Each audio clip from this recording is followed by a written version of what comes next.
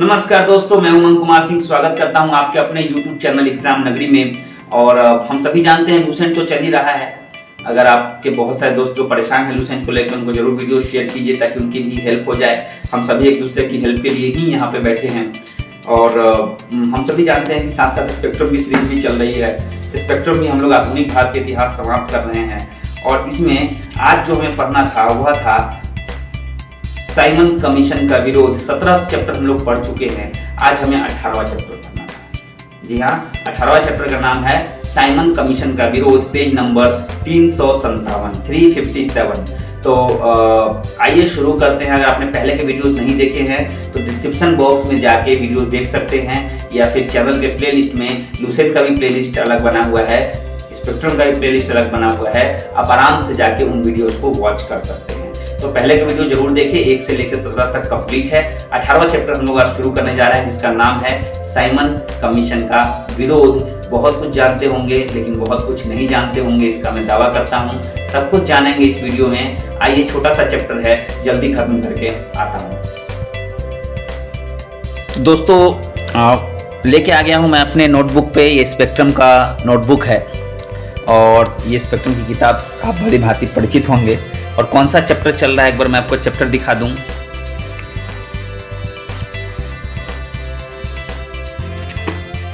Chapter number 17 तक हम लोगों ने पढ़ लिया है, हमें चैप्टर 18 पढ़ना है। चैप्टर 18 कौन सा है? चैप्टर 16 ही आया है अभी। चैप्टर 17 भी हम लोग पढ़ चुके हैं, अब हमने ये चैप्टर 18 पढ़ना है। चैप्टर 18 है साइमन कमीशन का विरोध। क्या जानते हैं आप साइमन कमीशन के बारे में? यही जानते हैं कि गोरों का एक नियम था जिसमें खाली गोरे थे और विरोध करते हुए लाला लाजपत राय की जो है लाठी से मृत्यु हो गई। इतना ही जानते हैं।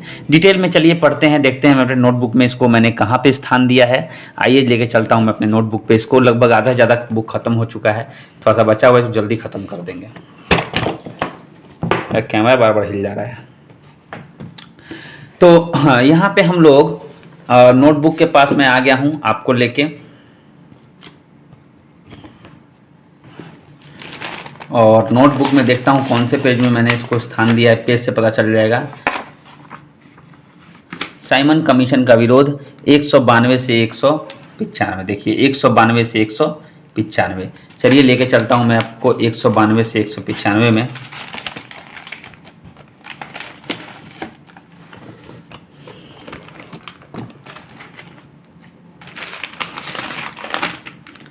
पेज नंबर 192 में हम लोग आ गए हैं और आप लोग अगर इस पर नज़र डालेंगे तो बहुत कुछ आपको दिखाई देगा इसमें। मैं थोड़ा सा इसको ऐसे घुमा लेता हूँ जी।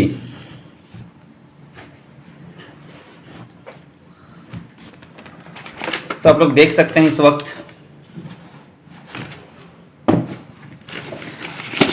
चैप्टर 18 है साइमन कमीशन का विरोध।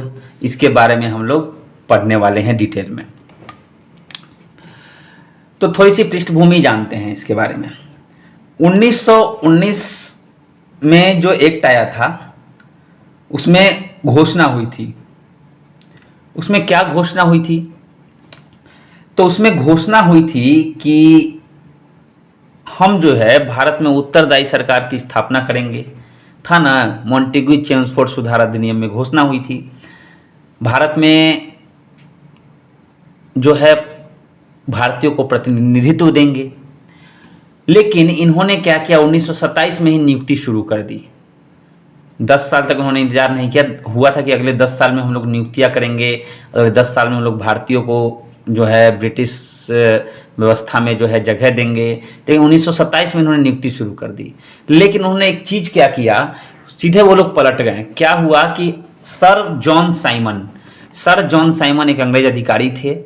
उनके अध्यक्षता में ब्रिटिश सरकार ने जो है, ब्रिटिश सरकार को लगा कि भारतीय जो हैं हर तरीके से हमें सहयोग देंगे। पूरी तरीके से भारतीयों के सहयोग की आशा थी। इसलिए उन्होंने क्या किया, संवैधानिक सुधार, जी हाँ, संवैधानिक सुधार के नाम पर साइमन कमीशन लाया। साइमन कमीशन, साइमन आयोग। साइमन आयोग की संतुष्टियां की थी। ऐसा क्या था कि लोग भड़क गए थे साइमन आयोग पे। तो सबसे पहले तो मैं आपको बता दूं, मैंने इसमें नहीं लिखा है, इसके जितने भी सदस्य थे, सारे के सारे सदस्य जो थे वो अंग्रेज थे, किसी भारतीय को इसमें शामिल नहीं किया गया था। अरे भैया, भारत में आप संवैधानिक सुधार करने जा रहे हैं, परिवर्तन करने जा रहे हैं, एक भी भारतीय को उसमें जगह नहीं, कितनी बड़ी बात हो गई। देखिए इसमें क्या क्या प्रावधान था। प्रांतीय क्षेत्रों में कानून व्यवस्था सहित उत्तरदायी सरकार का गठन करना इसका लक्ष्य था। अच्छी बात है। केंद्रीय विधानमंडल का पुनर्गठन, अब केंद्रीय विधानमंडल को ये लोग फिर से गठित करना चाहते थे, उसमें बदलाव करना चाहते थे, और केंद्र में उत्तरदायी सरकार का गठन ना हो। क्यों? क्योंकि इनको लगता था अंग्रेजों को कि भारत अभी इसके लिए तैयार नहीं है। मतलब उत्तरदायी सरकार का मतलब कि सब कोई हमसे प्रश्न पूछेगा और हम उसके प्रति जो है उत्तरदायी होंगे, उत्तरदायित्व हमारा हो जाएगा।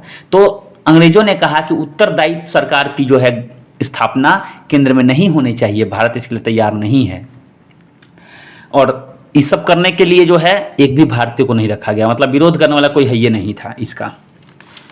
अब यहाँ पर भारतीय प्रतिक्रिया कोई, भारतीयों में रोष व्याप्त हो गया। क्यों? क्योंकि कमीशन में सदस्य ना बनाया जाना, कमीशन में एक भी सदस्य जो था वह भारतीय नहीं था। कांग्रेस की क्या प्रतिक्रिया थी? तो मद्रास अधिवेशन 1927 में कांग्रेस ने क्या किया? साइमन आयोग का बहिष्कार किया। मद्रास का अधिवेशन जो हुआ, कांग्रेस अधिवेशन 1927, उसमें साइमन आयोग का बहिष्कार किया गया। आयोग में पूर्ण स्वतंत्रता का प्रस्ताव पारित हुआ। आयोग में, अधिवेशन में जो है, माफ कीजिएगा, अधिवेशन में पूर्ण स्वतंत्रता कहा गया कि अब हमें पूर्ण स्वतंत्रता चाहिए। पंजाब में संघवादी तथा दक्षिण भारत में जस्टिस पार्टी ने बहिष्कार नहीं किया। ये बहुत इंपॉर्टेंट चीज़ है। हर जगह कुछ जो है चटोर आदमी बैठा हुआ रहता है, जिसको हम लोग क्या बोलूँ, मैं मेरे मन में गाली आ रही है। तो ये कुछ लोग थे जिन्होंने इसका बहिष्कार नहीं किया, इनको फर्क नहीं पड़ता था, इन्होंने बहिष्कार नहीं किया। जन प्रतिक्रिया क्या थी, लोगों की प्रतिक्रिया क्या थी? तो 3 फरवरी 1928 को साइमन कमीशन बम्बई पहुंचा। कब पहुंचा? 3 फरवरी 1928 को। अब देखिए क्या हुआ, लोगों द्वारा हड़ताल तथा जुलूस से उसका स्वागत किया गया। आपने देखा होगा पोस्टर लंबा लंबा, Simon go back, Simon go back, नारे लगने लगे, काले झंडे दिखाई गए, कांग्रेस साइमन गो बैक के नारे लगाए गए। केंद्रीय विधानसभा ने स्वागत से इनकार कर दिया। उस समय केंद्रीय विधानसभा में बहुत सारे भारतीय भी थे, तो इसीलिए तो लोग पुनर्गठन करना चाहते थे कि फिर से ऐसा ना गठन करेंगे कि एको को नहीं आए। तो किसी ने स्वागत नहीं किया। उसके बाद बड़ी संख्या में युवाओं की भागीदारी थी इसमें, इसलिए आंदोलन बहुत ही तेज हो गया। अब शुरू हुआ यहाँ से पुलिस का दमन चक्र। पुलिस ने क्या किया? दमन पूर्वक जो है इस आंदोलन को दबाया, लाठी चार्ज की, वरिष्ठ नेताओं को बुरी तरह पीटा गया। उसी वरिष्ठ नेता में एक लाला लाजपत राय थे, उनको भी बहुत बुरी तरह पीटा गया और लाठी के प्रहार से उनकी स्थिति, तबीयत बहुत खराब हुई। 17 नवंबर 1928 को उनकी मृत्यु हो गई। देखिए क्या क्या खेला हो रहा है, खेला पढ़ते जाइए खाली बस। अब देखिए साइमन आयोग की नियुक्ति का प्रभाव क्या पड़ा। तो साइमन आयोग की नियुक्ति से क्या हुआ कि मौलिक राष्ट्रवादी ताकतों को और उत्तेजित कर दिया। जो ताकत, जो राष्ट्रवादी, जो क्रांतिकारी थोड़े से चुप बैठे थे, वो उग्र हो गए, भड़क गए। लॉर्ड बिरकेनहेड की चुनौती कि भारतीय सर्वसम्मत संविधान का निर्माण करके दिखाए से भारतीयों की असाधारण एकता दिखाई दी। मतलब एक व्यक्ति थे जिनका नाम था लॉर्ड बिरकेनहेड। इनका मानना था कि हम लोग तो सुधार कर ही रहे हैं, भारतीयों की इतनी औकात नहीं है कि वो सर्वसम्मति से, यानी सबकी सहमति से कोई संवैधानिक सुधार कर पाए, अगर है तो करके दिखाइए। तो इससे क्या हुआ, भारतीयों में नई अवधारणा जागी कि हम लोग, अब हमको अधिकार मिल गया, और या भारतीयों में एकता जागी और सबने मिल के काम शुरू किया। क्योंकि एक वर्ड था उसमें कि सर्वसम्मत, सबकी सहमति से उन्होंने कहा, तो सबकी सहमति के लिए सबको एक साथ आ गए। अब जो मोतीलाल नेहरू थे, उन्होंने क्या किया, अपनी रिपोर्ट प्रकाशित की। उन्होंने कहा लीजिए हम करते हैं सुधार। तो क्या क्या प्रावधान थे, उन्होंने क्या क्या चीजें लिखी। नेहरू रिपोर्ट के अध्यक्ष मोतीलाल नेहरू खुद थे।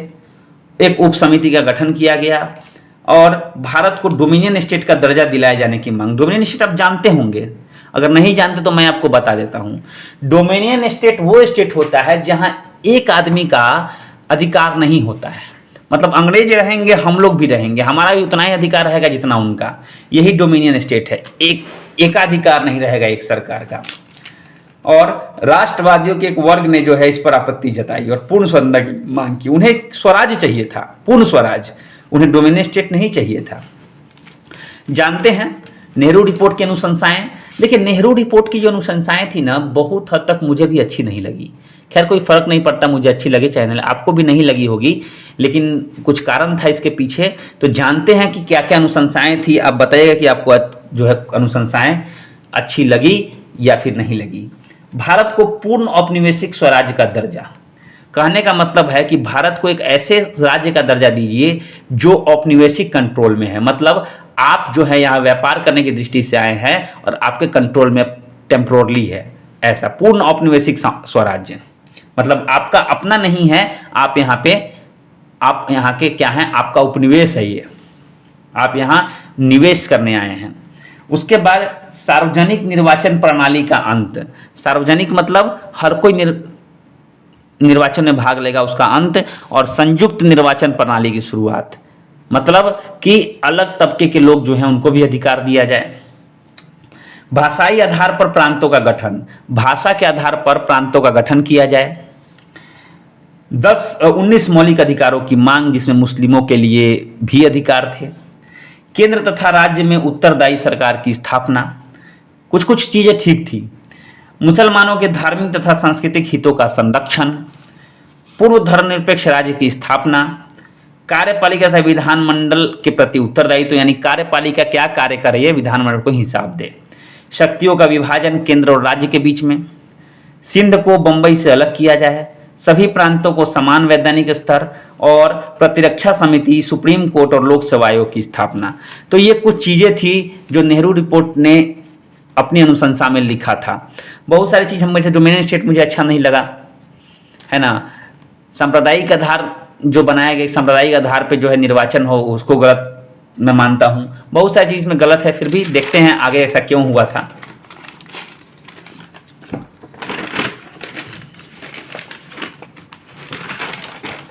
अब यहाँ पे मैं आपको दिखा दूं कि एक चीज हम लोग पढ़ने जा रहे हैं कि साइमन कमीशन और नेहरू रिपोर्ट में अंतर। जी हाँ, साइमन कमीशन और नेहरू रिपोर्ट में अंतर। तो देखिए, औपनिवेशिक ये इधर साइमन कमीशन है, इधर नेहरू रिपोर्ट है। अब आपको समझ में आ जाए कि भले नेहरू रिपोर्ट सही हमको नहीं लगी, लेकिन एक हद तक साइमन कमीशन से बेटर था। थोड़ा कैमरा डिस्टर्ब हो गया था, खैर। तो नेहरू रिपोर्ट भले ही थोड़ा डिफरेंट था, थोड़ा अलग था, लेकिन साइमन कमीशन की जो रिपोर्ट थी उससे अच्छा था। कैसे अच्छा था, देखिए अभी अंतर आप देखेंगे तो पता चल जाएगा। साइमन कमीशन में प्रावधान था कि औपनिवेशिक स्वराज्य शीघ्र देने की सिफारिश नहीं थी, है ना। औपनिवेशिक स्वराज्य देने का कोई सिफारिश नहीं था, इसमें इसकी मांग की गई थी। केंद्र तथा प्रांतों में उत्तरदायी सरकार का विरोध किया गया था, बोला था उत्तरदायी सरकार नहीं होनी चाहिए, भारत तैयार नहीं है इसके लिए। यहाँ पे क्या था, उत्तरदायी सरकार की मांग रखी गई थी। उसके बाद गवर्नर जनरल के अधिकार जो है पहले की तरह बनाए रखा गया था। यहाँ पे गवर्नर जनरल केवल संवैधानिक प्रमुख कहा गया। सांप्रदायिक आधार पर चुनाव के लिए कहा गया। यहाँ पे सामूहिक प्रतिनिधित्व पर चुनाव के लिए कहा गया। मौलिक अधिकारों का कोई उल्लेख नहीं था। यहाँ पे 19 मौलिक अधिकारों की सिफारिश की गई थी नेहरू प्रस्ताव में। वयस्क मताधिकार के आधार पर प्रत्यक्ष चुनाव का प्रावधान नहीं था, जबकि यहाँ पर वयस्क मताधिकारों के आधार का प्रत्यक्ष चुनाव प्रणाली की सिफारिश की गई थी। उसके बाद इन सब चीज़ों का, जैसे प्रतिरक्षा समिति, सुप्रीम कोर्ट, लोक सेवा आयोग, इन सब की स्थापना का कोई उद्देश्य नहीं था, जबकि यहाँ इसकी मांग की गई थी। तो कहीं ना कहीं भले ही थोड़ा सा कमी हो, लेकिन साइमन कमीशन से कहीं ज़्यादा यह बेहतर था। तो आशा करता हूँ इसका अंतर आपको समझ में आ गया होगा। आगे देखते हैं, आगे हमें बहुत कुछ पढ़ना है अभी।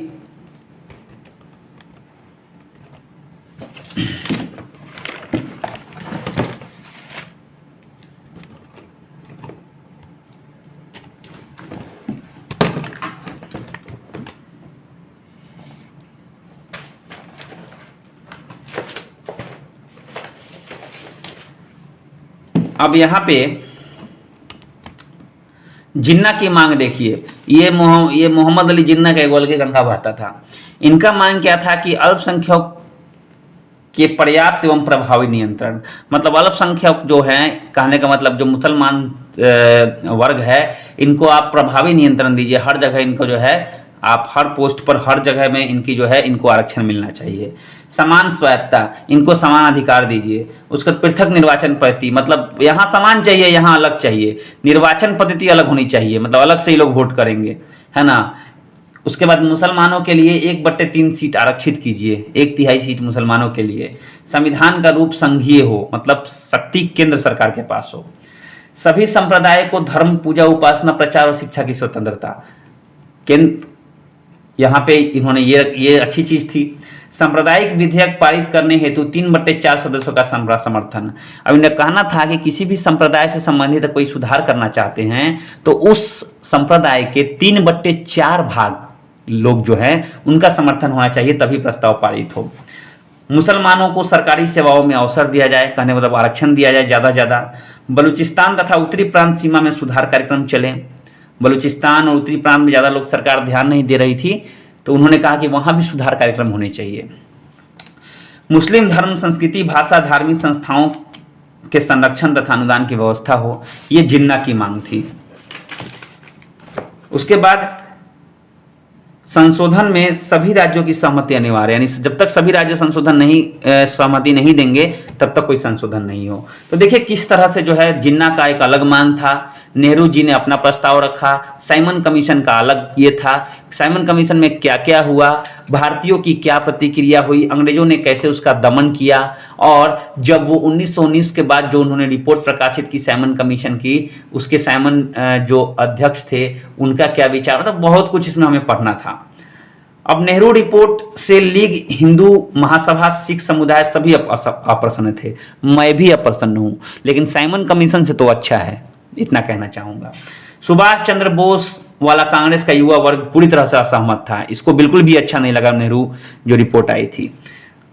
तब जाके जवाहरलाल नेहरू और सुभाष चंद्र बोस द्वारा क्या किया गया, भारतीय स्वतंत्रता लीग का गठन किया गया। अलग से उन्होंने इसका गठन, अपना जो है अलग स्वतंत्रता लीग का जो है गठन कर लिया। ना वो कांग्रेस में थे ना मुस्लिम लीग में थे। तो देखिए कितने आसानी से हम लोगों ने जो है, इस बहुत छोटा चैप्टर था, और आगे जो चैप्टर हम लोग पढ़ेंगे, मैं यहाँ चैप्टर बोल दूँ कौन सा चैप्टर हम लोग को आगे पढ़ना है। देखिए छोटी छोटी चीज़ जानेंगे ना तो आपको जो है मेंस में बहुत आसानी रहेगा। नहीं तो मेंस में भाई साहब फंस जाएंगे। आपकी परीक्षा में जो है आपको जो है पता होना चाहिए हमें क्या लिखना है, कुछ जानकारी डिटेल में आपके पास होनी चाहिए। आगे हम लोग पढ़ेंगे सविनय अवज्ञा आंदोलन एवं गोलमेज सम्मेलन, बहुत इंपॉर्टेंट है। सविनय अवज्ञा आंदोलन गोलमेज सम्मेलन देखना नहीं भूलेगा। 365 पेज से यह जो है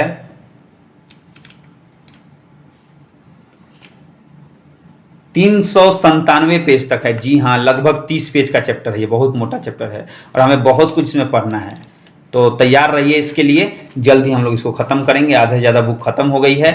आशा करता हूँ अपने नोट्स आप बना रहे होंगे। ये सब चीज़ लिखा कीजिए। लिखने से क्या होता है, मेरी राइटिंग बहुत खाती है, राइटिंग भी अच्छी बनी अगर आप मुख्य परीक्षा की तैयारी कर रहे हैं तो आशा करता हूँ आपको अच्छी तरह समझ में आया होगा। आइए चलते हैं मेन वीडियो पे। तो दोस्तों कैसा लगा, छोटा सा चैप्टर था लेकिन बहुत सारी इन्फॉर्मेशन थी। इन्फॉर्मेशन ही हमें चाहिए होती है, बाकी तो हम लोग खुद भी लिख सकते हैं। हमारे पास परफेक्ट इन्फॉर्मेशन है तो बहुत कुछ हम लोग खुद भी लिख सकते हैं। कुछ इन्फॉर्मेशन हमें लूसेंट से भी मिल जाती है, डेट्स वगैरह जो कुछ भी है। कुछ चीज़ें हमें जो है स्पेक्ट्रम से मिल जाती है। तो जो इंपॉर्टेंट इन्फॉर्मेशन है उन्हीं को आपको ध्यान में रखना है और अपने मर्जी से अच्छे अच्छे नोट्स बनाने हैं। मुख्य परीक्षा में प्रश्नों को छोड़ना नहीं है। तो आशा करता हूं कि आपको वीडियो बहुत अच्छा लगा होगा, और अगर अभी तक आपने मेरा चैनल सब्सक्राइब नहीं किया तो कर लीजिए, बेल की घंटी दबा लीजिए।